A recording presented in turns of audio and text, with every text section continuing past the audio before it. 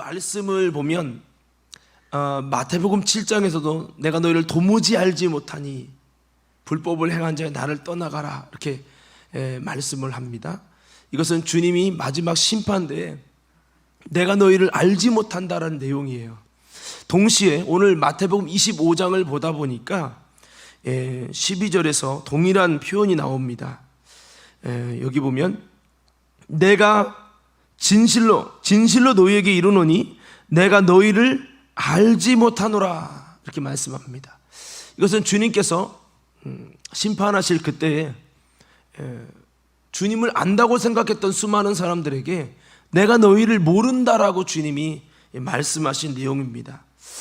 자, 그렇습니다. 여러분, 성경을 보니까 예수님을 믿고 누구든지 예수를 믿는 자마다 멸망하지 않고 영생을 얻는 구원을 얻는다고 참 이 말씀을 들을 때 우리는 야 기쁜 소식이다, 또 복된 소식이다.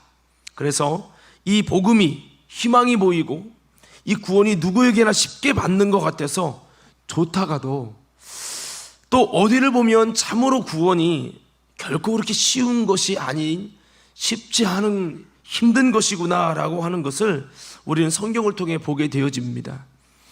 우리가 오늘 두 번째 읽었던 마태복음 7장의 말씀에도 보면 주님 곁에서 식사를 하고 그분의 능력으로 귀신을 쫓아내며 그리고 선지자 노릇을 했다 할지라도 주님은 불법을 행한 자야 나를 떠나가라 내가 너희를 도무지 알지 못하노라.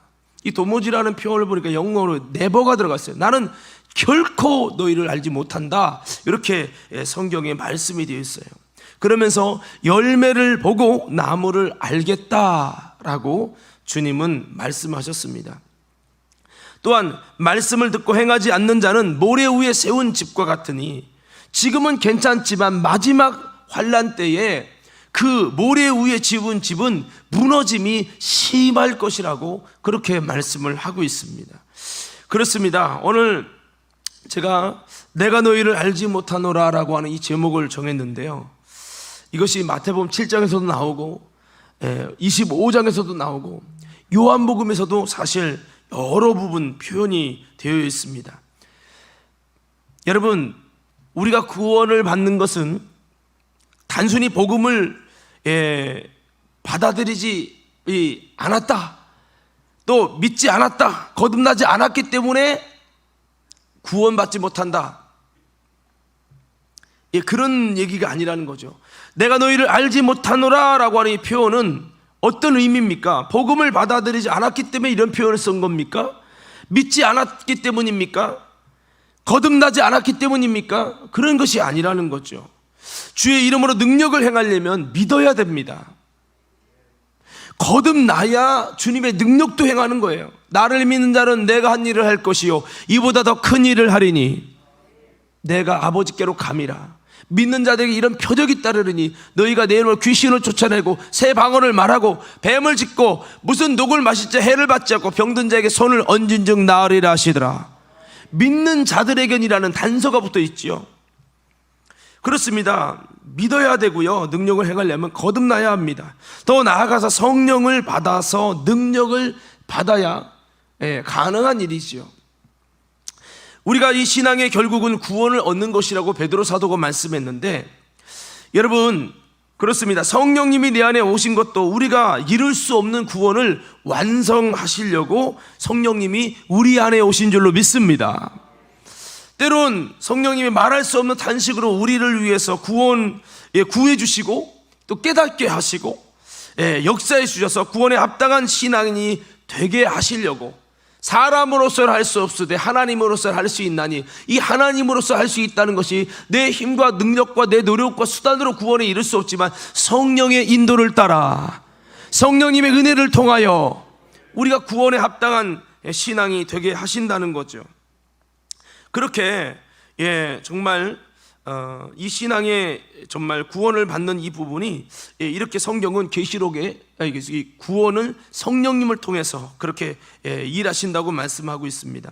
계시록에서는 이기는 자가 이것을 유업으로 얻는다라고 이기는 자가 구원을 얻는다라고 하는 표현을 썼습니다. 그래서 구원은 단순히 예수님을 믿는 것, 또 복음을 영접하는 것, 성령으로 거듭나는 것, 그 이상의 일이라고 하는 겁니다.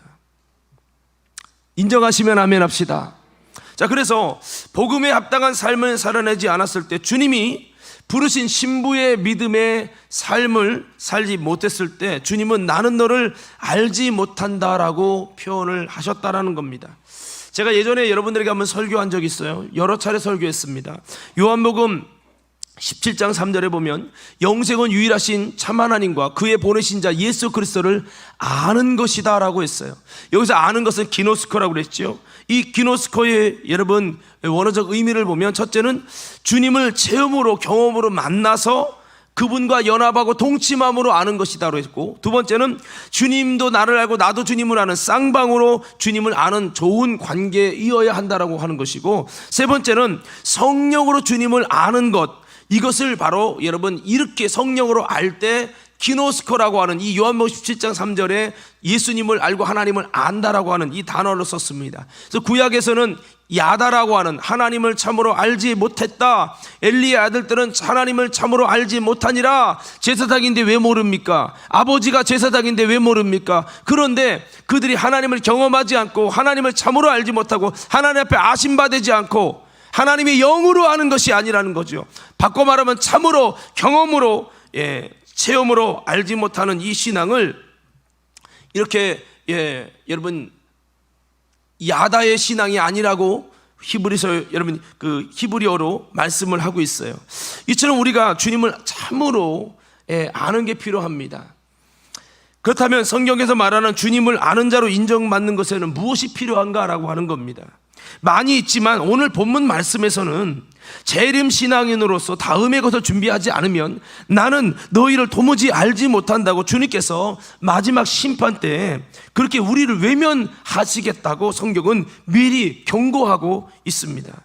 그게 무엇인지 우리가 좀 살펴보려고 하는 겁니다. 오늘 본문 말씀, 지혜로운 다섯 처녀와 미련한 다섯 처녀의 비유, 잘 알고 있는 말씀이죠. 공통점이 무엇입니까? 둘 다 등을 준비했고, 그 다음에 둘 다 신랑을 기다리는 자며 둘 다 처녀로서 정결을 지킨 자였다라고 성경은 기록하고 있습니다. 여러분, 이 정도면 어떻게 보면 훌륭해 보이죠, 그죠? 이 정도면 훌륭해 보입니다. 그런데 성경은 아직 주님은 이것은 충분하지 않다라고 말씀하고 있는 겁니다.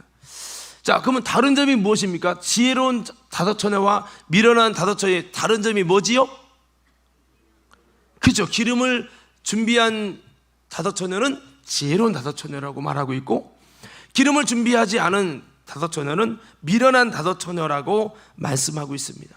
자, 그러면 이것을 한번 깊이 한번 묵상해 봅시다. 어쩌면 여러분, 저와 여러분이 나름대로 신앙생활 열심히 했는데 미련한 다섯 처녀 안에 들어갈 수 있어요. 오늘 말씀을 잘 들어보시고 내가 어디에 속했는지 한번 심각하게 고민해 보셔야 합니다. 미련한 다섯 처녀가 우리가 생각하는 우스운 신앙이 아닙니다. 그리고 지혜로운 다섯 처녀와 이 갈림길이 어떻게 지어지는지. 근데 중요한 거는 미련한 다섯 처녀는 슬피 울며 이를 갈미 있으리라고 성경은 기록하고 있다라는 거죠. 자, 공통적으로 여러분 세 가지 가졌던 것이 무엇인지 한번 살펴봅시다. 등을 가졌다는 거죠. 등은 뭡니까? 불을 밝히는 수단이죠. 이것은 곧 예수님을 믿을 때 성령으로 우리 안에서 빛을 비춰주시는 이 빛이 꺼지지 않기 위해서 보호해주는 장치가 등입니다. 지금으로 따지면 내 안에 예수님을 알게 된 빛이, 그리스도의 빛이 계속 유지되기 위해서 뭔가의 등과 같은 역할을 하는 게 있지요. 그것이 교회 다니다 보니까 신앙이 유지됐어요. 아니면 예배 생활을 하다 보니까 신앙이 유지됐어요. 내가 기도 생활하면서 경건 생활하고 성경 읽고 하다 보니까 신앙이 유지됐어요. 이렇게 말할 수 있겠죠. 나는 중고등부 청년부 예배를 드리다 보니까 신앙이 유지됐어요 라고 말할 수 있을 거예요. 자, 그러니까 이 등을 가졌다는 거는 교회를 다녔다, 예배를 드렸다, 경건 생활을 했다, 여러 가지가 포함될 수 있는 겁니다. 속으로 모임이라고도 할 수 있겠죠. 그러나 이것이 구원에 대한 완성이 아니라고 하는 거죠. 미련한 다섯 처녀들도 등을 가졌다는 건 그들도 동일하게 교회 다녔고 동일하게 경건 생활했고 동일하게 예배 생활을 해하며 하나님을 찾는 삶을 살았다라고 하는 거죠. 자, 그리고 여러분, 신랑을 기다린다라고 했어요. 한번 좌우 옆 사람에게 인사해 보세요. 당신은 신랑 대신 예수님을 기다리고 계십니까? 시작.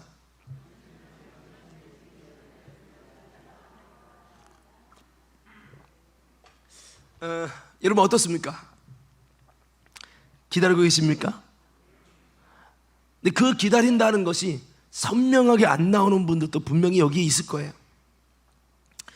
여러분, 신랑을 기다린다는 건 믿음이 있다는 겁니다. 예수님을 사모하는 신앙인이라는 거죠. 일반적으로 신앙이 좋지 않으면 예수님의 재림을 기다리지 않습니다. 그러니 여러분, 이들은요, 신랑을 기다리는 신앙은요, 적당주의 종교인이 아닙니다.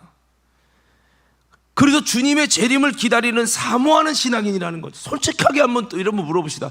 예수님을 신랑 대신 주님, 마라나타 주 예수여 어서 오시옵소서, 신랑 대신 주님을 정말 기다리는 신앙인지 여러분 스스로가 물어보라는 거죠. 바울이 디모데후서 4장에 나를 위해 면류관이 예비되어 있다, 이 면류관은 나와 같이 주님의 나타나심을 사모하는 자들에게 주실 것이다. 주님의 재림을 나처럼 기다리는 자에게 주실 것이라고 말씀했죠. 이 신랑을 기다리는 건 여러분 어떻게 보면 마라나타의 신앙이라고도 말씀을 할 수 있겠다는 거죠. 그러나 이런 신앙인들도 구원에 완전하지 못하다라고 하는 겁니다. 기다리고 사모하는 마음을 가졌다고 다 천국에 들어가지 못한다라고 하는 거죠. 세 번째, 처녀라고 소개하고 있습니다. 이들은 다 처녀였다는 거예요. 이 처녀라고 하는 것은 더더욱 이들의 신앙의 영적인 주소를 말해주고 있습니다. 계시록 14장 이 말씀에 보면은 14만 4천 명이 나오는데 이들은 구원받는 사람들이에요. 이들은 어떤 사람이냐 소개가 되는데, 이들은 여자로 더불어 자기를 더럽히지 않은 정절이 있는 자다라고 말씀하고 있습니다. 즉 하나님 앞에서 이 순결한 처녀의 영적인 모습을 가졌다고 계시록 14장 4절은 말씀하고 있습니다. 즉 신랑 대신 예수님을 기다리는 신앙으로 처녀라는 것은 세상의 메인자가 아니라 신앙의 순수성을 가진 자라고 말씀하고 있어요.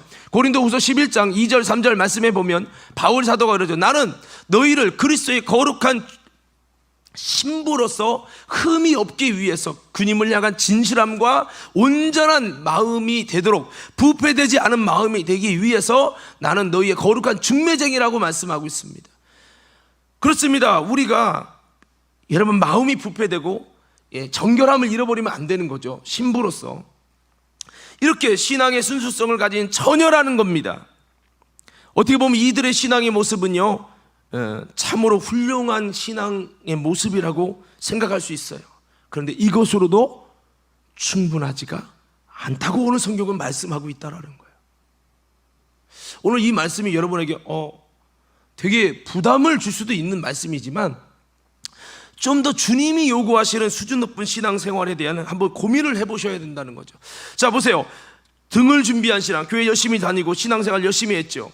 그리고 뭡니까? 신랑을 기다리는 마라나타의 신앙입니다. 세 번째로 정결한 처녀의 신앙이라는 것은 정말 어떻게 보면 이 세 가지만 갖춰도 훌륭한 신앙인이라고 말할 수가 있을 것 같아요. 사실 이런 청년들을 본다면 야 마라나타의 신앙이야, 야 정말 세상과 섞이지 않은 정결한 신부의 신앙이야, 이것만 봐도 믿음 좋은 청년이라고 말할 수 있을 것입니다. 그런데 주님은 이들을 미련한 자들이라고 말하고 있습니다. 여러분 왜 미련한 자죠? 여러분 부자 청년이 서원도 행하고 기도도 열심히 하고 성경도 많이 읽고 좋은 일도 많이 하고 참 나름대로 잘하고 영생을 사모하며 주님께 나와서 어떻게 영생을 얻겠냐고 물어봤어요. 다 준비가 됐어요. 그런데 딱 한 가지가 부족한 게 있었어요. 재물을 하나님보다 더 사랑하는 거. 요거 하나만 바꾸면 되는데 요거 하나 때문에 영생의 문턱까지 와서 주님이 그가 율법도 십계명도 다 지켰다고 하니까 그를 사랑하시며 이르시되 그랬어요. 그러니까 참 주님이 칭찬한 믿음이에요.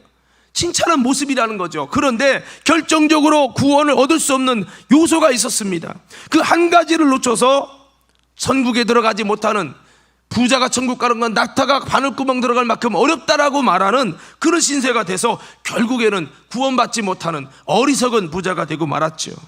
지옥 간 부자 청년처럼 안타깝게 들어가지 못한 것을 미련한 다섯 처녀라는 거예요. 왜 정말 중요한 것은 다 지켰는데 마지막 중요한 한 가지 요소를 잃어버려가지고 하나님의 구원에 들어가지 못하게 되니까 너무 안타까운 거예요. 아이고, 미련한 거다, 미련한 거다.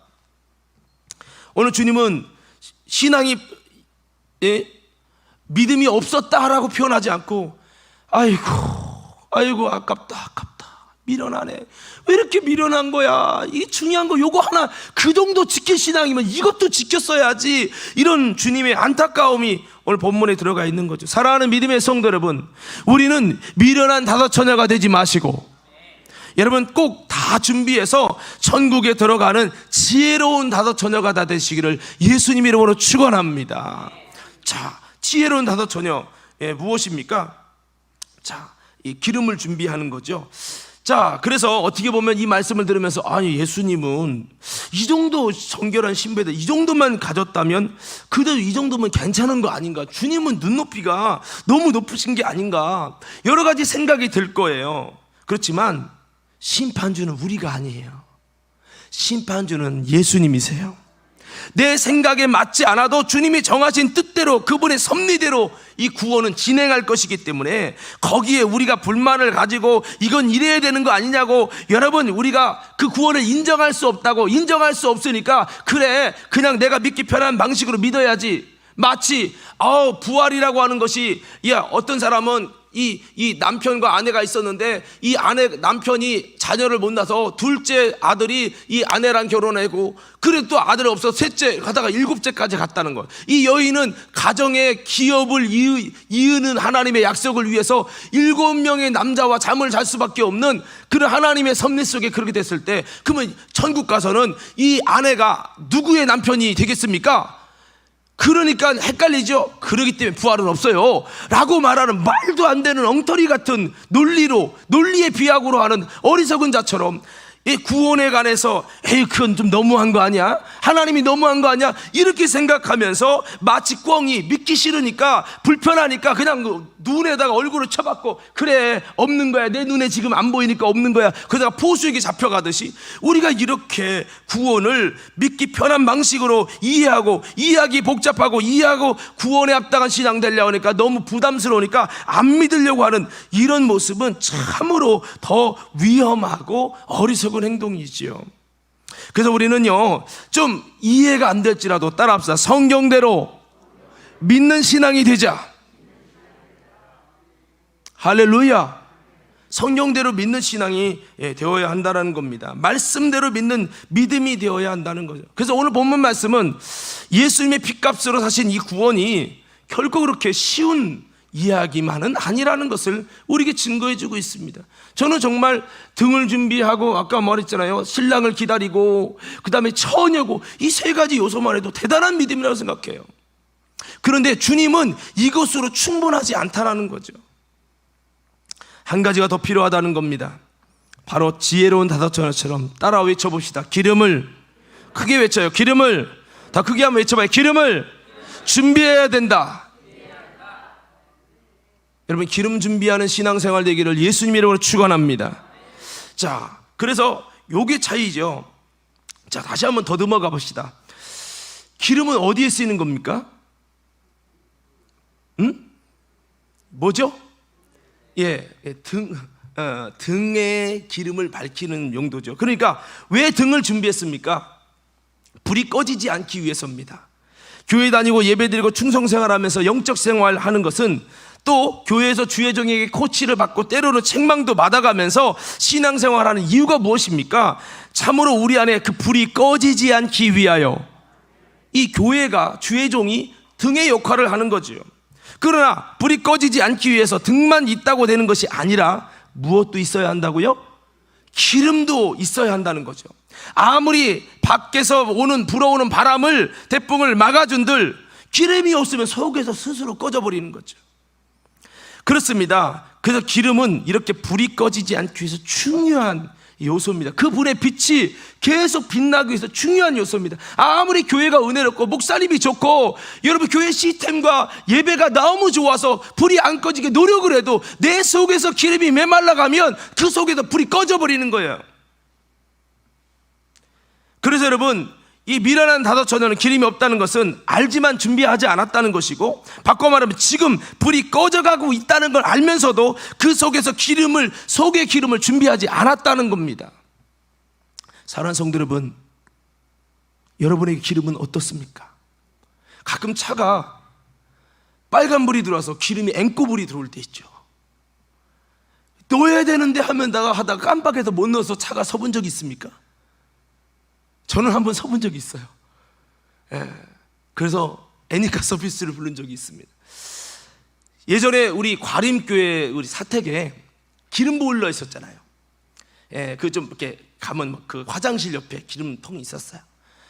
또 이렇게 좀 지저분하기도 하고 기름이 막 눈금 보려면 자세하게 빛을 비춰 봐야 되는데, 한 번은 겨울에 기름을 계산하지 않고 있다가 갑자기 보일러가 멈춰갖고 고쳐서 사용하려고 막 야단법석을 떨다 보니까 결국에는 뭐가 없는 거였냐면 기름이 바닥난 거예요. 근데 중요한 거는 그때가 이게 그 주일이랑 겹쳐갖고 이제 일반적인 그 부분에서 기름 쪽에서 쉬는 날이 돼버린 거예요. 그래가지고 추워가지고 그냥 오돌오돌 떨면서 잠을 잤던 기억이 있어요. 사랑하는 성도 여러분, 알면서도 내 신앙에 기름을 채워놓지 못하면 그 낭패를 당하는 거죠. 그래서 우리는 다시 한번 미련한 다섯처녀처럼 다른 거 다 돼서 한 가지만 준비하면 되는데, 이 기름을 준비하지 않아가지고 주님 오실 때 내가 너희를 도무지 알지 못한다는 이 책망을 받는다면 이거는 정말 안타까운 일이라는 거지요. 자, 오늘 성도 여러분, 다시 한번 기름 준비하는 우리 믿음 생활 되기를 예수님 이름으로 축원합니다. 할렐루야. 우리 한번 외쳐보자. 주여, 다시 크게 해요. 주여, 내가 기름을 준비하게 하옵소서. 어떻게 보면 사랑의 하나님이 너무 좀 야박한 게 아닌가 생각될 수 있는데, 그러나 이거 영적인 비밀을 말해주고 있는 것입니다. 하나님의 나라는 미리미리 기름을 준비해서 불이 꺼져가지 않아야 하며 주님이 다시 오실 때 등불을 밝혀 있어야 한다라고 하는 겁니다. 이것은 복음서에 많이 기록되어 있잖아요.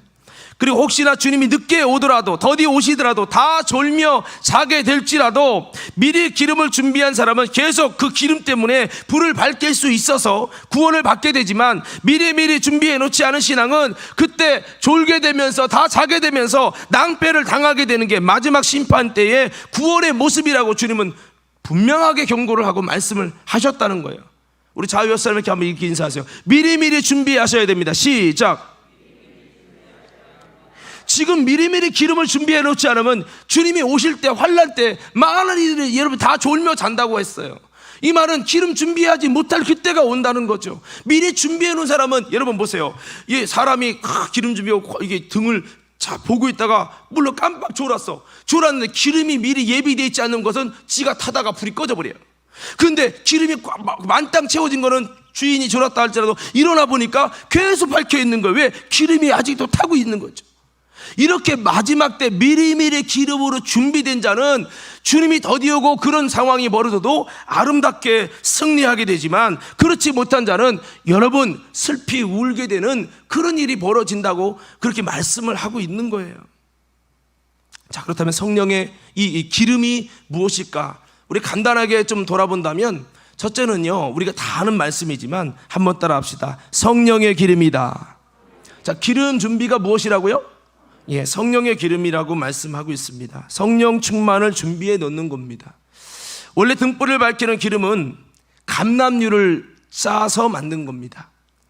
철저히 기름은 빠사지는 쪼개짐의 희생을 통해 만들어지는 게 기름입니다. 사람에게서도, 짐승에게서도 곡식에서 기름을 잘라면, 꽤 잘라면 막 그거 방앗간 넣어갖고 막 빠잖아요. 꽉 짜지면 거기서 기름 나오잖아요. 그렇습니다. 기름은 내가 쪼개지고 썩어질 때, 부인될 때 성령의 기름이 임할 것입니다. 그리고 구약 성경에 보면 기름은 주님이 옳다 인정하실 때 기름을 부으셔서 하나님의 구별된 일꾼으로 사용한 것을 볼 수가 있습니다. 예수님께서는 누가복음 4장 18절에 19절에 주의 성령이 내게 임하셨으니 이는 가난한 자에게 복음을 전하게 하시려고 내게 기름을 부으시고 나를 보내사 포로된 자에게 자유를, 눈먼 자에게 다시 보게 함을 전파하며 눌린 자를 자유롭게 하고 주의 은혜의 해를 전파하게 하려 하심이라 라고 말씀했어요. 주의 성령이 임하신 것은 내게 사명을 감당하게 하시려고 기름을 부으셨다, 이렇게 말씀하고 있어요. 사도행전 10장 38절에는 하나님이 나사렛 예수에게 성령과 능력을 기름 붓듯 하셨음에 그가 두루다니시며 착한 선한 일을 행하시고 마귀에 눌린 모든 사람을 고치셨으니 이는 하나님이 함께 하셨습니다. 여기 보면 하나님께서 예수님과 함께 하셔서 성령과 능력을 무엇하듯 부었다고요? 기름을 붓듯 하셨다는 거예요. 오늘 여러분 성령과 능력이 기름 붓듯 임하시기 바랍니다. 할렐루야. 기름을 준비하라는 말은 이 성령의 기름을 준비하는 것입니다. 그로 인해서 여러분 성령의 사역과 사명 감당에서 영혼을 살리는 놀라운 하나님의 역사가 여러분 성령님을 통해 계속되기를 원하신다는 거죠. 그래서 이 하늘에 신령한 기름이 임해야 되는 거예요. 예배를 드리는 목적도 이 예배를 통해 하늘에 신령한 기름이 임해야 되는 것입니다. 예배를 위한 예배가 아니고요. 여러분 잘 생각해 보세요. 창세기 4장의 아벨의 제사를 보십시오. 양의 첫 새끼가 뭐를 드렸죠? 기름. 뭐요? 기름을 드렸죠.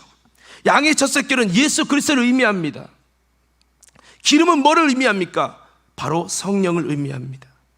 제물도 예수 그리스도라는 제물도 드리고 성령이라는 기름도 하나님께 올려드린 거죠. 가인은 곡식만 드렸습니다. 우리 안에 성령을 상징하는 기름을 준비해야 될 것입니다.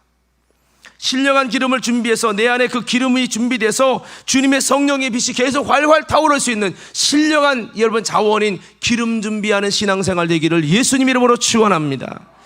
고린도후서 1장 21절에 보니까 우리를 너희와 함께 그리스도 안에서 굳건하게 하시고 우리에게 기름을 부으신 이는 하나님이시니, 기름을 부으신 이는 하나님이시니 그가 또한 우리에게 인치시고 보증으로 우리 마음에 성령을 주셨느니라. 이 기름은 하나님이 부으시는 것인데요, 이 기름 부음을 통해서 구원의 인도 쳐주시고 성령도 우리 마음에 부어주시고, 그러므로 기름 부음과 성령과는 동격이라고 말할 수는 없지만 굉장히 깊은 관계가 있습니다. 기름 부음은 사역에 관한 기름 부음, 능력에 관한 기름 부음, 은사에 관한 기름 부음, 구별에 관한 기름 부음, 여러 가지가 있어요. 하여튼지 간에 이 기름, 오늘 성경이 말하는 이 놀라운 이 기름 부음은 우리 인생의 생명의 빛을 발하는 지혜로운 다도처녀로서 아주 중요한 거예요. 이 기름이 채워져 있으면요, 여러분 이 기름이 놀랍게 우리가 어떤 어려움 속에서도 이것을 승리하게 한다라고 하는 것을 기억하면서 성령의 기름 준비하는 과림교회 성도들 되시기를 예수님 이름으로 축원합니다. 할렐루야. 기름 부음이 없는, 기름 부음이랑 상관없는 신앙생활을 한다면 그건 종교행인 것이지요. 기름 준비하지 않은 미련한 다도처녀와 똑같은 것입니다. 예배도 드리고 다 했는데 하나님의 성령의 기름 부음이 없으면 안 되는 거죠. 이 기름을 준비한다는 건 두 번째는, 한번 따라합시다. 깨어서 기도하는 일입니다. 뭐 하는 거라고요? 기도하는 겁니다. 누가복음 21장 34절 36절에는 예수님이 이렇게 말씀하셨어요. 자, 다 같이 한번 읽어봅시다. 마지막 때에 이렇게 해라고 주님이 오늘 본문의 말씀 같은 이런 방법을 이렇게 다르게 표현해 줬어요. 함께 읽겠습니다. 시작.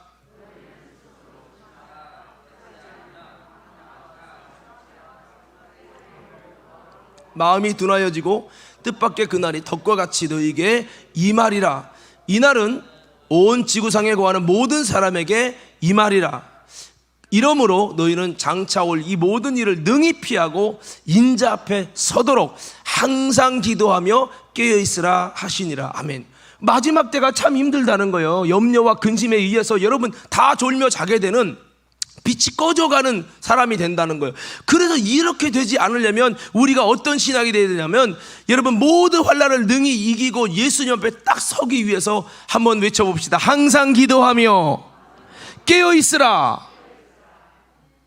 이 기도하며 깨어있는 것이 기름을 준비하는 거예요.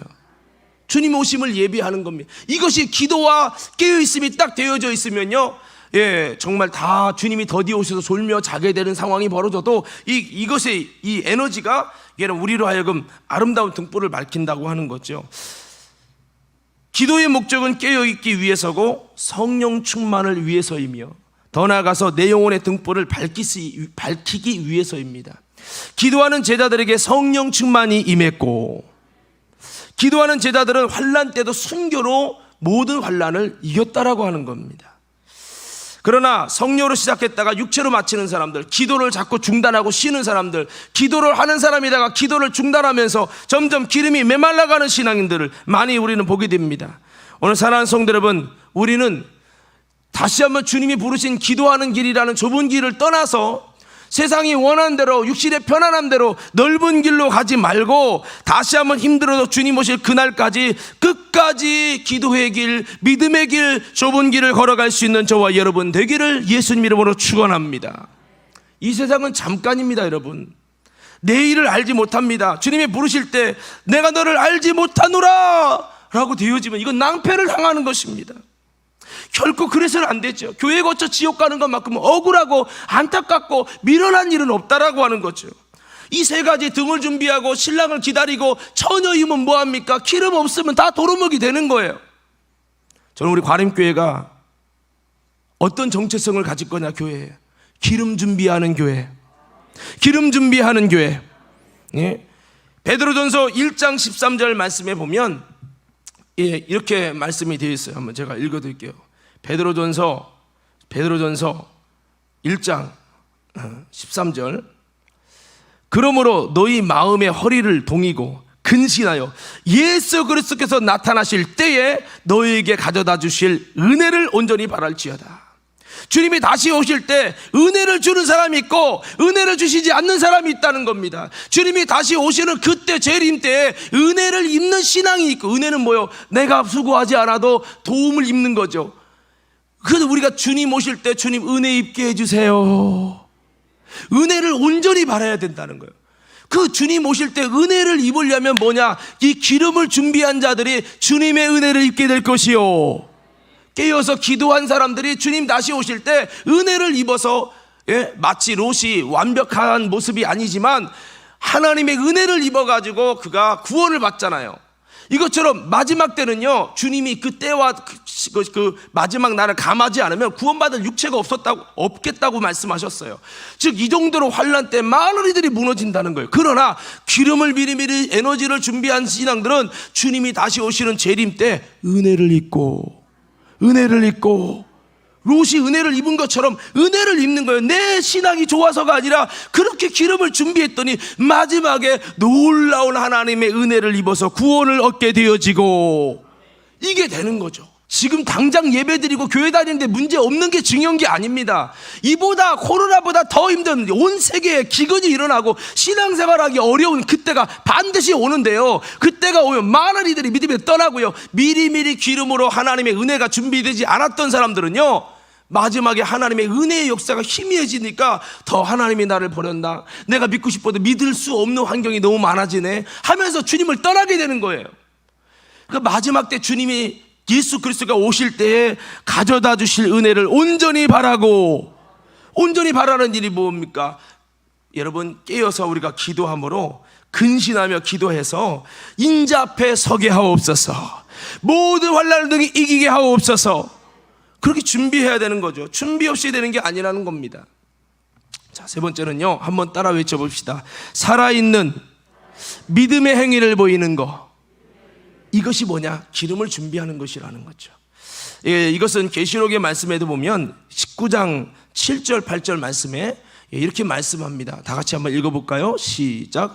우리가 즐거워하고 크게 기뻐하며 그에게 영광을 돌리세. 어린 양의 혼인 기약이 이르렀고 그의 아내가 자신을 준비하였으므로 그에게 빛나고 깨끗한 세마포 옷을 입도록 허락하셨으니 이 세마포 옷은 성도들의 옳은 행실이로다 하더라. 아멘. 성도들의 옳은 행실이라는 거예요.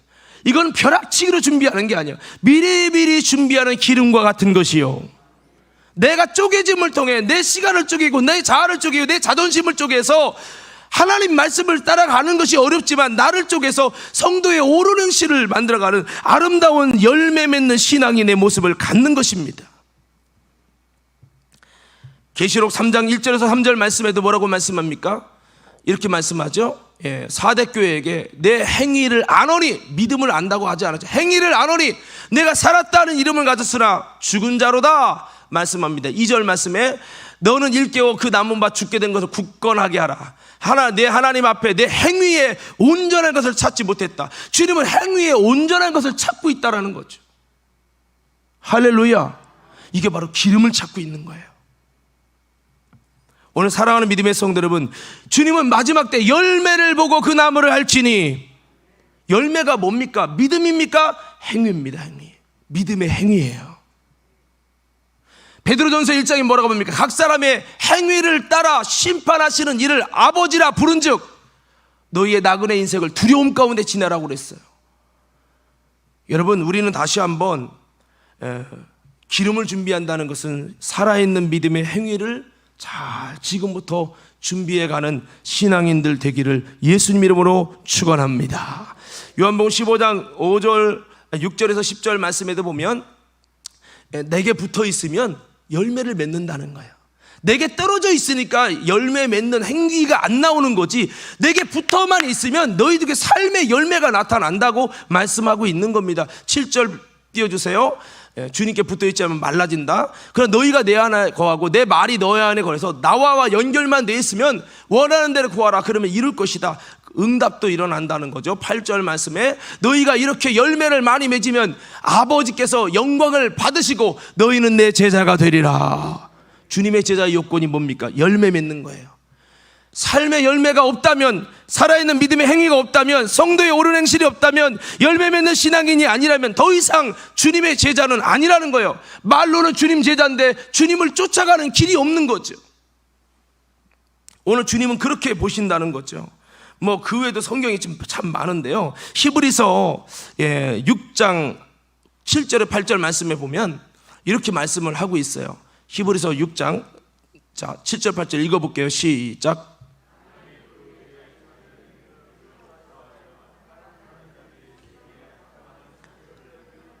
자, 비를 내리는 건 하나님의 은혜를 주는 거예요. 그러면 우린 밭이죠. 합당한 채소라는 건 합당한 열매를 내는 거예요. 열매를 내면 복을 받아요. 그게 바로 기름이라는 거죠. 자, 8절이요. 시작. 만일 가시와 엉겅퀴를 내면 버림을 당하고 저주함에 가까워 그 마지막은 불사람이라는. 은혜 받고 주님이 주신 은총을 입었어요. 그런데 성도의 옳은 행실이 없어요. 믿음의 살아있는 행위를 보기 원했는데 행위가 없어요. 기름이 없어요. 미련한 다섯처녀라는 거죠. 그 끝은 불사람이 된다는 거예요. 성경은 이렇게 말씀합니다. 신앙은 말만 하는 것이 아니라 행동으로 이어져 열매를 맺어야 된다는 거죠. 성령의 은사보다 더 중요한 것은 성령의 열매를 맺는 것입니다. 성령의 열매는 성령으로 살 때 주시는 현상이기 때문입니다. 우리는 성령으로 열매 맺는 삶 힘들지만 여러분 살아갈 수 있기를 간절히 소원합니다. 믿음의 행위를 가지고 성도의 옳은 행실을 가지고 사는 것은 성령의 열매 맺는 삶이고, 이런 삶은 지금부터 계속 준비해야 되는 거지 벼락치기로 마지막 때 가서 어떻게 해보겠다, 절대 안 됩니다. 절대. 할렐루야. 할렐루야. 내가 공부할 때 벼락치기를 많이 했어요. 공부는 원래 안 좋아해서 평상시 안 하다가 시험 기간 일주일만 밤새는 거야. 그래서 내신은 좀 괜찮았어. 그런데 이제 문제는 뭐냐면 수능에서 이제 피를 본 거죠. 수능이라는 게 있어요. 하여튼 그래서 신앙생활은 벼락치기가 아니라 여기서만 열심히 해야 돼. 여기 나가는 순간부터 세상 사람 돼가지고 성도의 옳은 행실이 없는 거죠. 이거는 기름 준비하는 게 아니다. 오늘 세 가지 말씀드렸어요. 기름을 준비해야 되는데 첫 번째가 뭐라고 했죠? 성령의 기름을 준비해야 된다. 두 번째 뭐라고요? 깨어 기도하는 게 기름을 준비하는 거다. 세 번째 뭐라고요? 성도의 옳은 행실을 갖는 것이다.